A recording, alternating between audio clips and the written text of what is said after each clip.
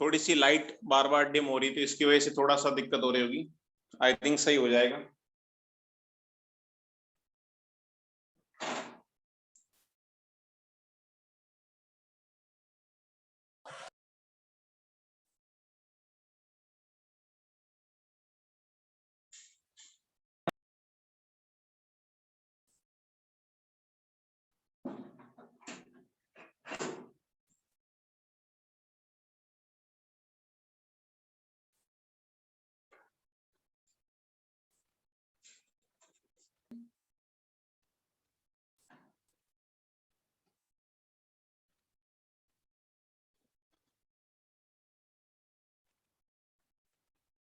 अरे बोलो,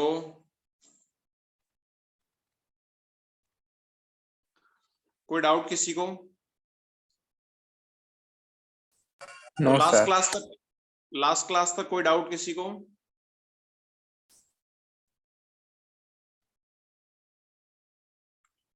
तो लास्ट क्लास तक कोई डाउट नहीं, राइट?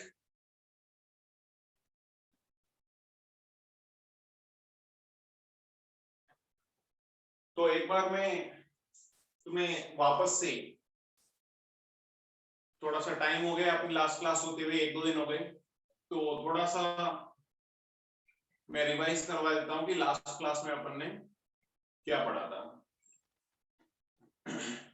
तो लास्ट क्लास में अपन ने साउंड वेव का सुपरपोजिशन स्टार्ट किया था, और सुपरपोजिशन के अंदर अपन ने जो बेसिक फॉर्मूला से जो स्ट्रिंग वेव के अंदर पढ़े थे, वही सेम एज इट इज पढ़े थे अपन ने। जैसे A equivalent under root of a1 square plus a2 square plus 2a1 a2 cos phi होता है इंटरफेरेंस के अंदर, और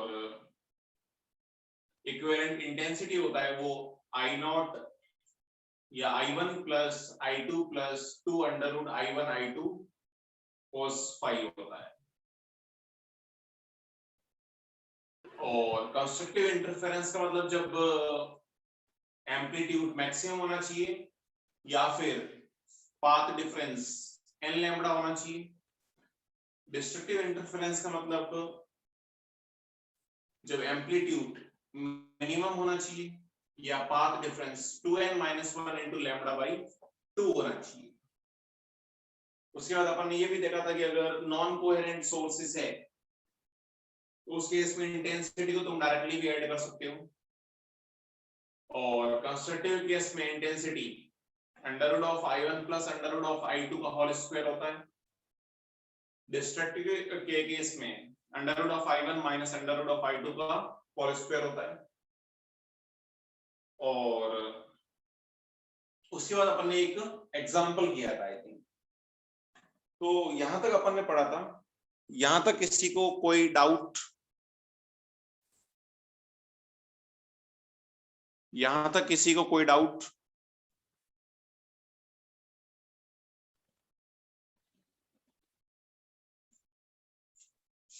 चलो फिर अपन एक और एग्जांपल, उसी टाइप का एक और एग्जांपल ट्राई करते हैं। एग्जांपल ये है कि जैसे अपने पास कुछ इस टाइप की कोई ट्यूब है, इस टाइप की कोई ट्यूब है,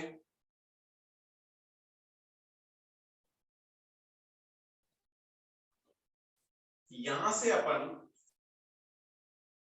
ये अपने पास सोर्स है, और यहां से अपन 2 वेव्स प्रोपागेट कर रहे हैं, या 2 वेव को एक साथ, 2 साउंड वेव को एक साथ क्रिएट कर रहे हैं। अच्छा, बोर्ड थोड़ा सा ब्लर है क्या?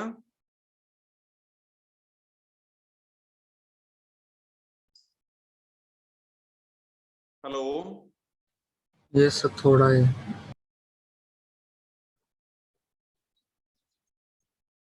आई थिंक थोड़ा सा कनेक्टिविटी की वजह से हो रहा है, लाइट बार बार डिम हो रही है, इस वजह से हो रहा है। तो रिफ्लेक्ट हो रही है। हाँ हाँ हाँ, वही लाइट क्या है कि बार बार जो है फ्लैक्चुएट हो रही है, फिक्स नहीं हो रही, कम ज्यादा हो रही है बार बार, उसकी वजह से हो रहा है ये। अब लाइट का तो क्या सर थोड़ा मिडल में लिखिए। मिडल में लिखूं? वहां पे क्लियर है लाइट। ठीक है, या एक सेकेंड, थोड़ा इधर शायद क्लियर है, एक सेकेंड, इधर थोड़ा ठीक है क्या? इस साइड ठीक है क्या सेकेंड हाफ के अंदर? Yes sir. ठीक है,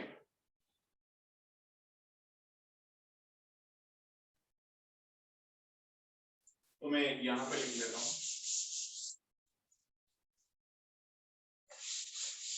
तो अपना क्वेश्चन ये है कि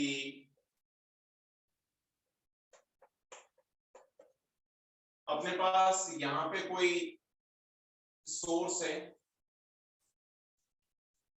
और ये सोर्स आगे साउंड के प्रोपागेशन के लिए कुछ इस टाइप का अपन ने मीडियम बना रखा है, मतलब अपने पास कोई एक ट्यूब है कुछ इस टाइप की,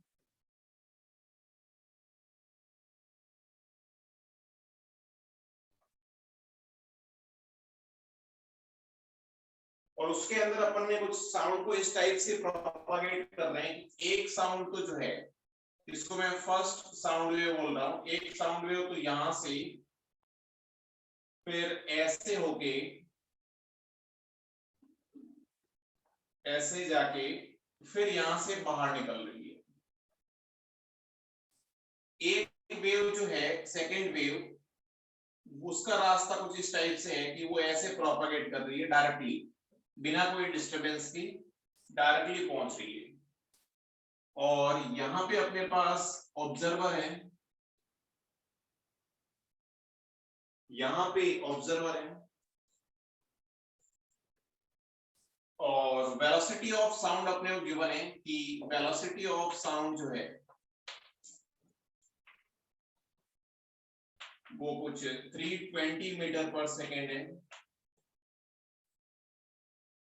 और इस कर्व की, ये जो कर्व है इसकी रेडियस जो है वो लेट से कि 2 मीटर है, इसकी रेडियस जो है वो 2 मीटर है।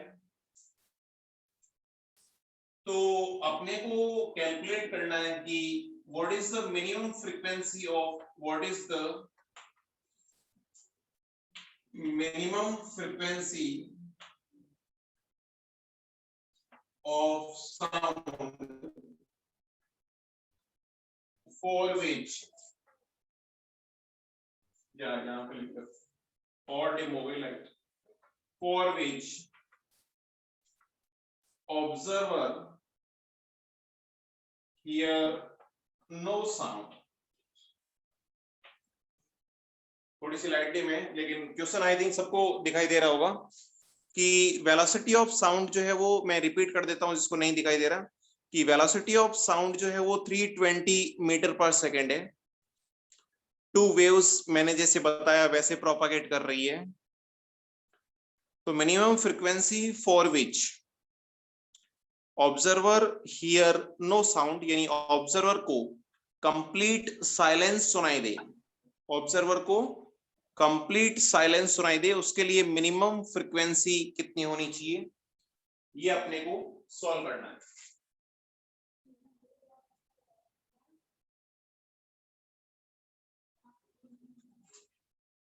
इसको मिनिमम फ्रीक्वेंसी की कितनी साउंड निकालेंगे जिससे ऑब्जर्वर को यहां पे कोई भी साउंड सुनाई नहीं दे, ये अपने को पता करना है। क्वेश्चन क्लियर है सबको?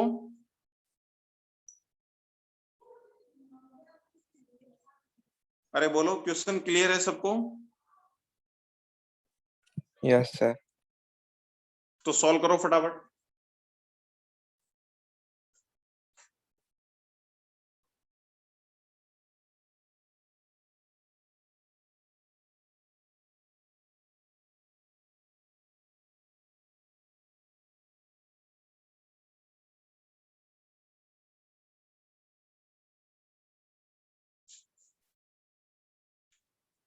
तो देखो मैंने बताया था तुम्हें कि कभी भी अगर अपने को साउंड वेव का क्वेश्चन करना है तो सबसे पहले अपने को, या इन जनरल वेव का क्वेश्चन करना है और इंटरफेरेंस रिलेटेड है, पहले तो मेरे को एग्जाम में कैसे पता चला कि ये इंटरफेरेंस रिलेटेड है कि टू वेव्स सेम डायरेक्शन से सेम फ्रीक्वेंसी के साथ सुपर इम्पोज हो रही है, इसका मतलब डेफिनेटली इंटरफेरेंस होना चाहिए। अब ये बोल रहा है कि कंप्लीट साइलेंस सुनाई दे फॉर कंप्लीट साइलेंस। अच्छा, कंप्लीट साइलेंस कब सुनाई देगा? जब कंस्ट्रक्टिव इंटरफेरेंस होगा या डिस्ट्रक्टिव इंटरफेरेंस?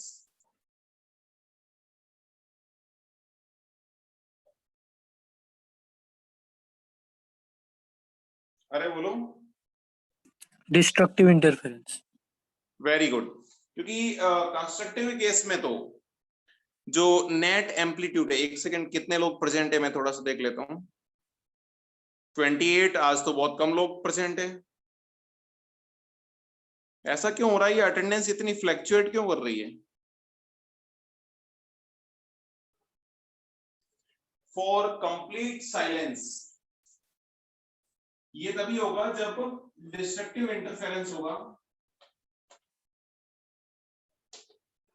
क्योंकि कंस्ट्रक्टिव के अंदर तो दोनों का एम्पलीट्यूड ऐड हो जाएगा तो अपने को आवाज ज्यादा सुनाई देगी। अब दोनों का अगर जैसे एम्पलीट्यूड सेम हुआ तो डिस्ट्रक्टिव केस में यहां पे एम्पलीट्यूड 0 हो जाएगा, नेट एम्पलीट्यूड, और वो तभी हो सकता है जब साउंड नहीं सुनाई दे। और साउंड नहीं सुनाई देने का मतलब है, एम्पलीट्यूड 0 होने का मतलब है डिस्ट्रक्टिव इंटरफेरेंस हो रहा है, क्योंकि ये तो अपने को क्लियरली समझ में आ रहा है कि इंटरफेरेंस हो रहा है। तो मेरे को डिस्ट्रक्टिव इंटरफेरेंस की कंडीशन पता है कि डिस्ट्रक्टिव इंटरफेरेंस का मतलब जो डेल्टा एक्स है या पाथ डिफरेंस है, वो पाथ डिफरेंस 2n - 1 इंटू λ/2 होना चाहिए। अब पाथ डिफरेंस निकालना है मेरे को, तो सबसे अच्छा मैं लैम्बडा की जगह v = f लैम्बडा से लैम्बडा की वैल्यू पुट कर सकता हूं। अपने को पता है v = f लैम्बडा होता है, तो लैम्बडा की जगह, लैम्बडा की इंफॉर्मेशन अपने को नहीं है, फ्रीक्वेंसी और वेलोसिटी की इंफॉर्मेशन है। वेलोसिटी तो गिवन है, फ्रीक्वेंसी अपने को फाइंड आउट करना है। तो लैम्बडा हो जाएगा अपने पास वेलोसिटी अपॉन f, तो ये हो गया 2n - 1 into velocity upon 2f। अब मेरे को लॉजिकली सोच के बताओ कि डेल्टा x कितना होगा, x1 - x2। तो फर्स्ट वाली वेव मेरे को बताओ कितना पाथ सेकंड वाली वेव से एक्स्ट्रा चल रही है। क्या मैं ऐसा बोल सकता हूं कि इस पॉइंट से पहले और इस पॉइंट के बाद क्या दोनों का पाथ सिमिलर है? इस पॉइंट से पहले और इस पॉइंट के बाद क्या दोनों वेव्स का पाथ सिमिलर है? अरे बोलो। Yes, sir. और दोनों वेव का अगर पाथ सिमिलर है तो यहाँ पे तो कोई पाथ डिफरेंस नहीं आएगा, पाथ डिफरेंस जो आएगा वो यहीं पे आएगा। तो इस वेव ने कितना रास्ता ट्रेवल किया? r डिस्टेंस है, तो ये सर्कमफेरेंस का हाफ हो गया। क्या ये पाई इंटू r हो गया? Yes sir. और ये डायमीटर के इक्वल है, यानी ये डिस्टेंस कितनी हो गई? ये डिस्टेंस हो गई 2r के इक्वल। यानी फर्स्ट वेव ने चला पाई इंटू r, सेकेंड ने चला 2 इंटू r, तो पाथ डिफरेंस हो गया pi into r minus 2 into r, और ये होना चाहिए। अब देखो मिनिमम फ्रीक्वेंसी चाहिए, तो चलो अभी मैं ऐसे लिख लेता हूं 2n - 1 into v upon 2f।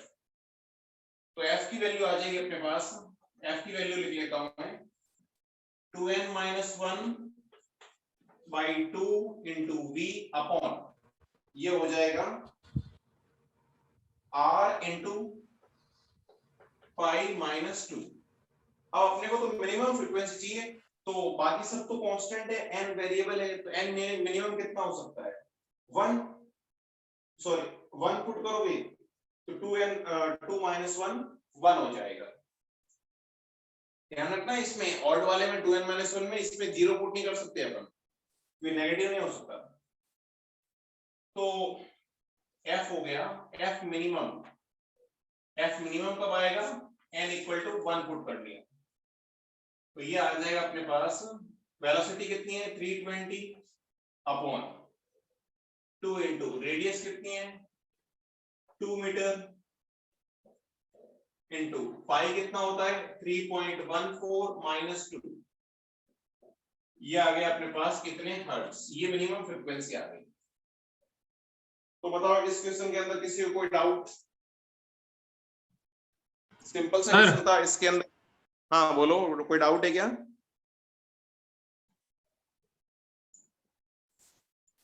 कोई डाउट किसी को?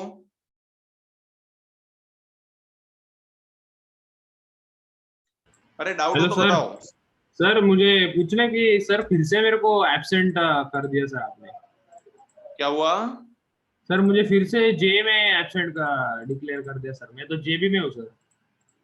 अथर्व नाम है ना तुम्हारा? अजिंक्य जाधव सर, आपने अजिंक्य ग्रुप जाधव। पे। ओके ओके ओके, मैंने उस दिन उस मैडम को ग्रुप पे मैसेज कर दिया था, सर फिर भी अजिंक्य वो सूर्यवंशी होगा सर, क्योंकि मैं जेबी में ही हूँ पहले से। ठीक है, मैं आज फिर से मैसेज डाल दूंगा। ये मैं उस दिन आपने बोला था तब मैंने मैसेज कर दिया था, लेकिन अब वो हाँ सर, मैडम भी पता नहीं कहाँ खोई हुई है। ठीक है सर, चलिए। ठीक है ना? तो मेरी और आपकी दोनों की प्रॉब्लम समझ रहे होंगे तुम? समझ गया सर मुझे। हाँ बस अच्छी बात है, समझ गए तुम, समझ जाना चाहिए छोटी छोटी बातें। तो चलो, तो इसको रफ कर दूं क्या मैं?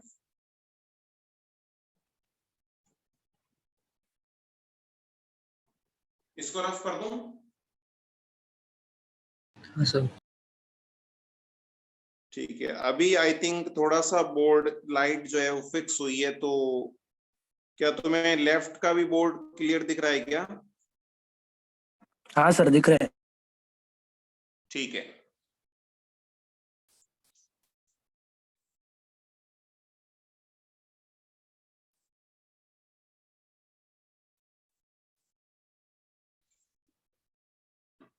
चलो अपन और एग्जांपल करेंगे, लेकिन और एग्जांपल करने से पहले थोड़ा सा एक छोटा सा कॉन्सेप्ट है, जिस कॉन्सेप्ट को आगे अपन है ना वेव ऑप्टिक्स के अंदर भी यूज करेंगे। तो छोटा सा कॉन्सेप्ट है कि पाथ डिफरेंस कैसे निकालते हैं when observer is far from very far from source. तो ये छोटा सा कॉन्सेप्ट है कि delta x when observer is far from source, बहुत दूर है ऑब्जर्वर सोर्स से।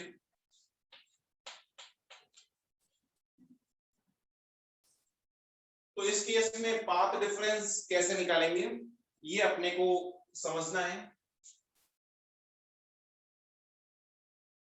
तो देखो, जैसे अपने पास ये कोई सोर्स S1 है और ये कोई सोर्स S2 है।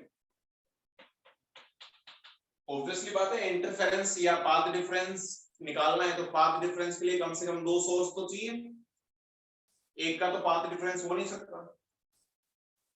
यहां पे कहीं पे लेट्स से कि ऑब्जर्वर है, यहां पे मान लेता हूं यहां पे ऑब्जर्वर है और ये बहुत दूर है, ये अपने को मानना है। जैसे अपने से सन कितना दूर है, बहुत दूर है। तो ऐसे अगर अपने या दूर से मतलब अपना ये भी हो सकता है, जैसे इन सोर्सेस के बीच में डिस्टेंस अगर d है, स्मॉल d, तो स्मॉल d के कंपेयर में अगर ऑब्जर्वर और सोर्स के बीच में डिस्टेंस बहुत ज्यादा है तब भी अपने को बहुत दूरी मानना है। जैसे सोर्स है जिनके बीच में इंटरफेरेंस हो रहा है या जिनका अपन पाथ डिफरेंस निकाल रहे हैं, उनके बीच में तो डिस्टेंस 1 मीटर की है और ऑब्जर्वर 100 मीटर पे इसको सुन रहा है, तो अपने लिए ये भी डिस्टेंस बहुत ज्यादा होगी। तो अब यहां पे क्या होता है अपने क्वेश्चन के अंदर, जैसे ये इक्वेटोरियल वाली पोजीशन हो गई और ये एक्सियल हो गई। तो देखो अब अपने को एंगल गिवन होता है कि ऑब्जर्वर जो है वो सोर्स के साथ कुछ एंगल बना रहा है। तो देखो ऑब्वियसली बात है कि सोर्स की डिस्टेंस और ऑब्जर्वर से बहुत दूर है, सोर्स से कंपेरेटिव ऑब्जर्वर बहुत दूर है, तो फिर सोर्स बहुत छोटा है, तो फिर सोर्स के मिडिल पॉइंट का जो एंगल होगा वही एंगल दोनों के लिए अपन एज्यूम करेंगे। यानी अभी मैं ये मान लेता हूं कि ऑब्जर्वर का इस पॉइंट के साथ एंगल जो है वो थीटा है। तो डेफिनेटली ऑब्वियसली बात है। अब मेरे को लॉजिकली सोच के बताओ, क्या S1 से और S2 से जो रेस जाएगी यहाँ पे, ये जो S2 से जा रही है और ये जो S1 से जा रही है, S1 से और S2 से जो रेस जा रही है,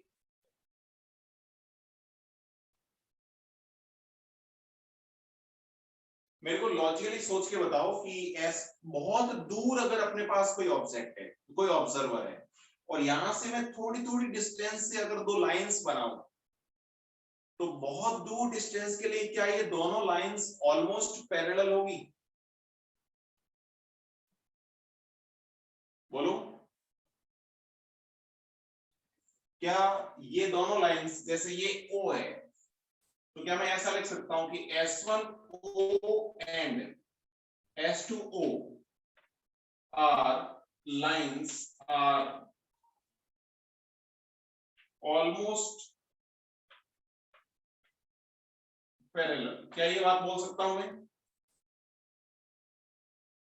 क्या इन दोनों लाइंस को मैं ऑलमोस्ट पैरेलल बोल सकता हूं? अरे बोलते रहो, देखो चुपचाप मत बैठो। Yes, sir. ठीक है, तो ये लाइंस और ये लाइंस ये दोनों ऑलमोस्ट पैरेलल है। तो फिर या फिर मैं ये थीटा मानने की बजाय ये थीटा मान लेता हूं, अपनी कैलकुलेशन आसान हो जाएगी। तो ये थीटा, तो ये भी एंगल थीटा और ये भी एंगल थीटा, ऑलमोस्ट पैरेलल है तीनों लाइंस, तो एंगल तीनों सेम आ गए। अब अपने को पाथ डिफरेंस निकालना है। तो पाथ डिफरेंस ऑब्वियसली बात है कि जो सेकंड वाली लाइन है, ये लाइन, ये कम पाथ ट्रेवल करेगी और ये ज्यादा पाथ ट्रेवल करेगी। S1 वाला सोर्स ऑब्जर्वर से ज्यादा दूर है, तो बाकी तो आगे तो ये ऑलमोस्ट अपन ने पैरेलल मान ली। जो पाथ डिफरेंस आएगा वो यहीं पे आएगा, तो मैंने यहां से एक परपेंडिकुलर बना लिया, तो इसको मैं पॉइंट कुछ P बोल लेता हूं। तो पाथ डिफरेंस ये जो आएगा, इसके बाद तो ये दोनों लाइंस पैरेलल है, पाथ डिफरेंस जो आएगा वो यही आएगा, इससे ज्यादा पाथ डिफरेंस नहीं होगा, क्योंकि इसके बाद तो ये दोनों लाइंस पैरेलल है और एक ही पॉइंट पे जा रही है, तो सेम डिस्टेंस ट्रेवल कर रही है। तो अपन ने ये एज्यूम कर लिया कि डिस्टेंस पैरेलल है, इसलिए देयरफॉर कि P into O should be almost equal to S2 into O। ये दोनों डिस्टेंस तो इक्वल है। Then path difference delta x कितना होगा? डेल्टा x हो जाएगा अपने पास path difference S1 into P, sorry S1P। ये डिस्टेंस जो है यही अपने लिए पाथ डिफरेंस डेल्टा x है, तो ये डेल्टा x निकालना है। तो इस राइट एंगल ट्रायंगल से मेरे को लॉजिकली सोच के बता दो, इस राइट एंगल ट्रायंगल के अंदर अगर ये एंगल थीटा है, ये राइट एंगल है, ये डिस्टेंस d है, तो पाथ डिफरेंस डेल्टा कितना होगा? From triangle S1 P S2, बताओ डेल्टा x की वैल्यू कितनी होगी d की फॉर्म में और थीटा की फॉर्म में?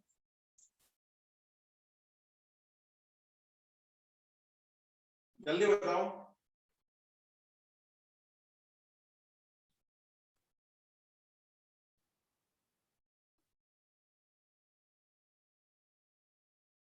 अरे जल्दी बताओ। अरे यार ये तो राइट एंगल से तुम्हें वैल्यूज निकालना नहीं आता क्या? इस राइट एंगल से जो S1 P और S2 राइट एंगल है, उसमें एक एंगल थीटा है, एक 90 है, तो और एक साइड D है, तो दूसरी साइड निकालनी है अपने को।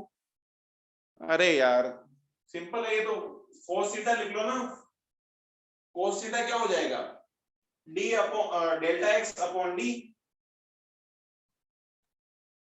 तो डेल्टा x कितना हो जाएगा? D cos theta.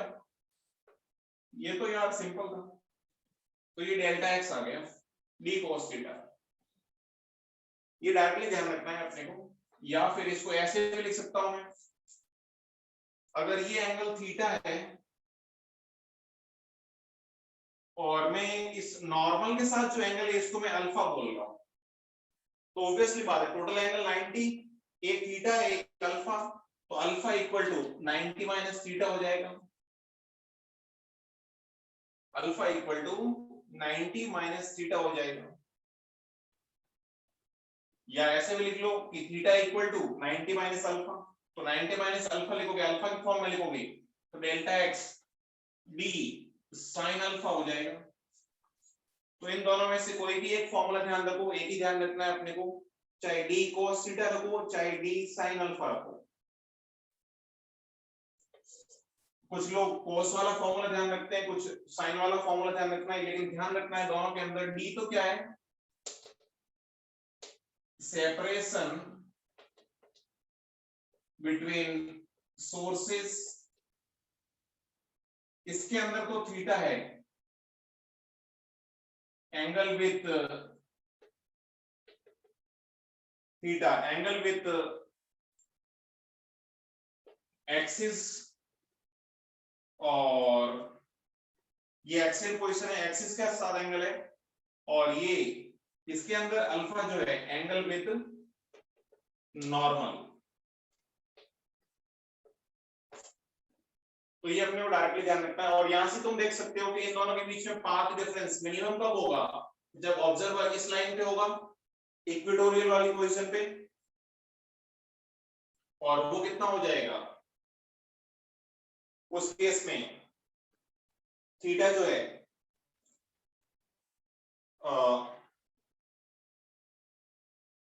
Sorry delta x minimum आएगा, दोनों सेम ट्रेवल करेंगे तब तो डेल्टा एक्स 0 आ जाएगा।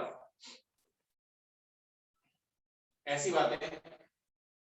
तो मेरे को बताओ कि क्या जब ऑब्जर्वर सोर्स से बहुत दूर है तो डेल्टा एक्स निकालने में कोई दिक्कत है क्या?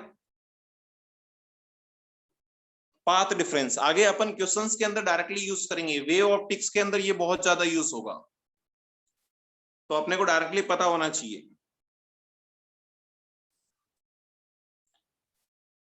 अरे बोलो, समझ में आ रहा है कि नहीं आ रहा?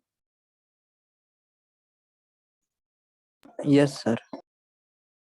तो मैं तुम्हें यही एडवाइस करूंगा कि अपने को हमेशा फॉर्मूला ये डी साइन थीटा वाला या डी साइन अल्फा वाला ध्यान रखना है, साइन का फॉर्मूला ध्यान रखना है, और डिस्टेंस कौन सी लोगे, सॉरी थीटा कौन सा लोगे? नॉर्मल के साथ एंगल, दोनों को मिलाने वाली लाइन का नॉर्मल के साथ जो एंगल होगा वही अपन एंगल लेंगे, और वही पाथ डिफरेंस होगा अपने लिए। चलो मैं इसको नोट कर रहा हूं, आगे बढ़ता हूं। अब अपन एक एग्जांपल करते हैं इसी बेस्ड, अच्छा एग्जांपल है, सब लोगों से हो जाना चाहिए।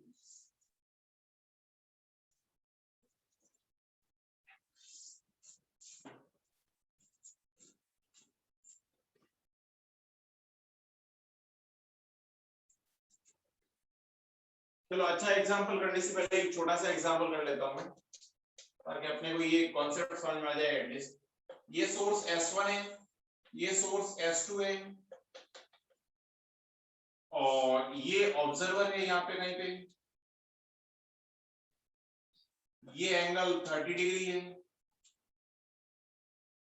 और ये 2 लैम्डा बाई 3 है डिस्टेंस, लाइट फिर से डिम हो गई, 2 लैम्डा अपॉन 3 है। तो अपने को इसके लिए कैलकुलेट करना है। अच्छा ये भी अपने को पता है कि S1 से ऑब्जर्वर के पास जो इंटेंसिटी आती है वो I0 है, और S2 से जो इंटेंसिटी आती है वो 2I0 है। तो I इक्विवेलेंट यानी नेट इंटेंसिटी कितनी होगी ये अपने को निकालना है। S1 से जो इंटेंसिटी पहुंच रही है वो I0 है, S2 से जो इंटेंसिटी पहुंच रही है वो 2I0 है, और दोनों के बीच में सेपरेशन जो है 2 λ/3 है। तो I इक्विवेलेंट कितना होगा ये अपने को पता करना है। फटाफट सॉल्व करो, सबसे हो जाना चाहिए।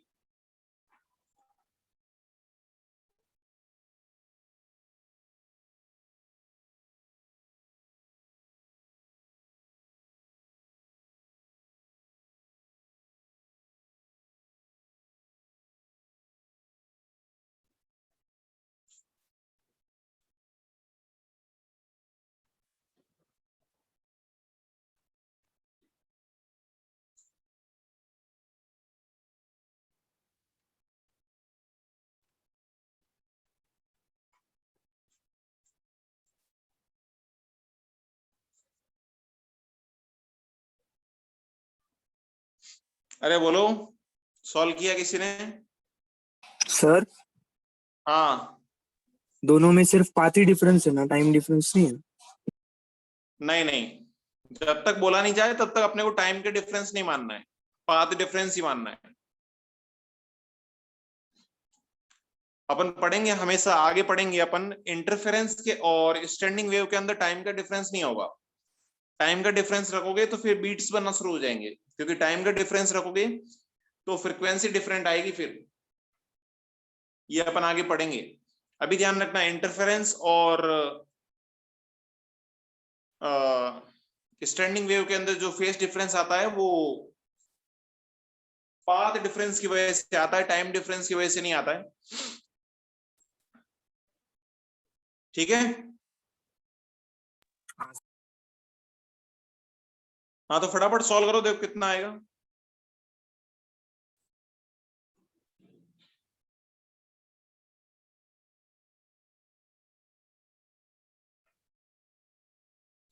बोलो जल्दी बोलो।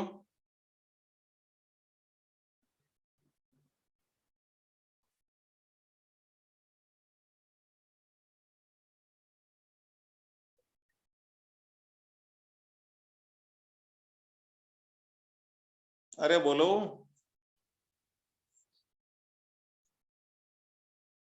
तो देखो सिंपल सी बात है, सबसे पहले मेरे को पता है आई इक्विवेलेंट, आई का फॉर्मूला क्या होता है, I1 plus I2 plus 2 under root I1 under root I2 into cos 5। यानी अपने को फेज डिफरेंस निकालना पड़ेगा, और फेज डिफरेंस तभी निकलेगा जब पाथ डिफरेंस निकलेगा। तो अगर अपने को डिस्टेंस नहीं गिवन है तो यानी ऑब्जर्वर बहुत दूर है, यही एज्यूम करना है अपने को। तो ऑब्जर्वर बहुत दूर है तो अपने को डायरेक्टली पता है कि पाथ डिफरेंस जो होता है वो d sin थीटा होता है, और साइन अगर यूज करोगे तो फिर थीटा कौन सा लोगे, विद नॉर्मल। ध्यान रखना ये गलती नहीं होनी चाहिए। cos थीटा यूज करोगे तो एंगल एक्सिस के साथ लोगे, साइन थीटा यूज करोगे तो नॉर्मल के साथ लोगे। अभी बताया था मैंने फॉर्मूला, डेरिवेशन वापस देख सकते हो। तो delta x equal to d 2 λ/3 into sine normal के साथ एंगल 60 डिग्री, साइन 60 डिग्री कितना होता है,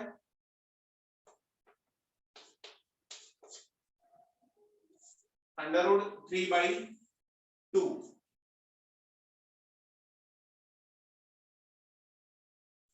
क्या ये बात समझ में आ रही है? तो ये अपने पास आ गया डेल्टा x, और डेल्टा x को डेल्टा x अगर आ गया तो फेज डिफरेंस निकाल सकते हो। वो कैसे निकालोगे, वो आ जाएगा अपने पास कि फेज डिफरेंस जो होता है वो k डेल्टा x होता है, k यानी 2π/λ इनटू डेल्टा x यानी 2 λ/3 इनटू अंडर रूट 3/2। तो लैम्बडा से लैम्बडा कैंसिल हो गया,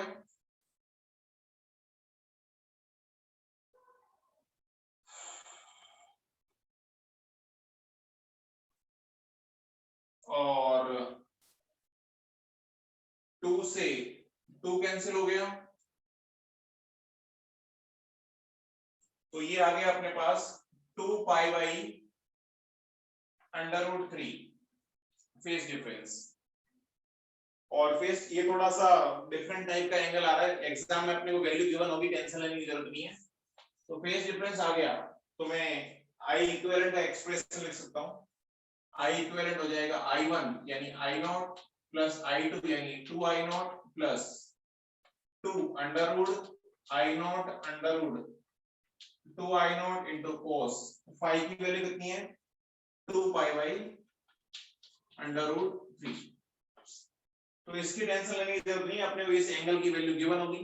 अगर ऐसा कोई डिफरेंट एंगल क्वेश्चन में देगा तो बताओ इस क्वेश्चन में कोई डाउट किसी को? अरे बोलो।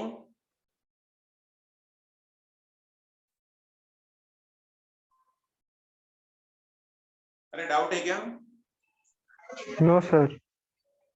चलो अपन फिर एक अच्छा एग्जांपल करते हैं, इधर देखो।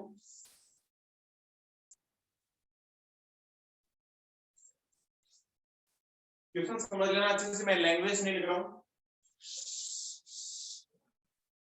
एग्जांपल ये है अपने पास कि ये कोई सर्कुलर पाथ है। अरे यार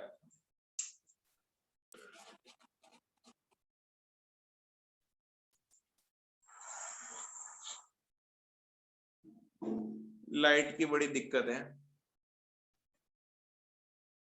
ये तो मैंने खिड़की खोली है अभी।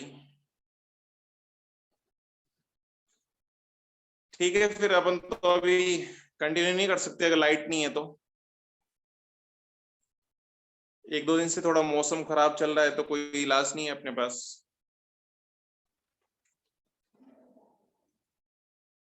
ठीक है फिर बाकी अपन नेक्स्ट क्लास में पढ़ेंगे, ठीक है ना?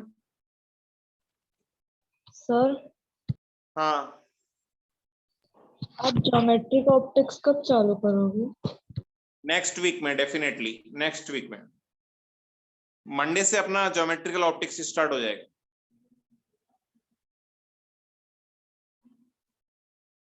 इस वीक में अपन कैसे भी करके सैटरडे को या कल या संडे को एक क्लास अपन एक्स्ट्रा लगाएंगे तो अपना सिलेबस हो जाएगा ये वेव वाला। उसके बाद अपन मंडे से ज्योमेट्रिकल ऑप्टिक्स स्टार्ट कर पाएंगे। सर संडे को टेस्ट। संडे को क्या टेस्ट है?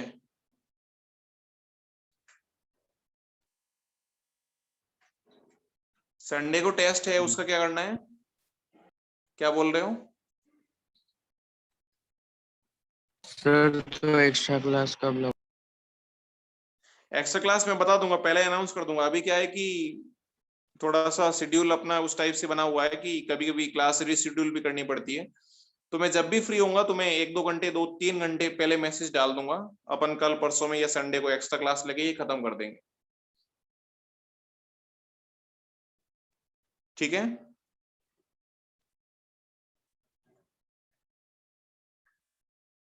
अरे ठीक है ना?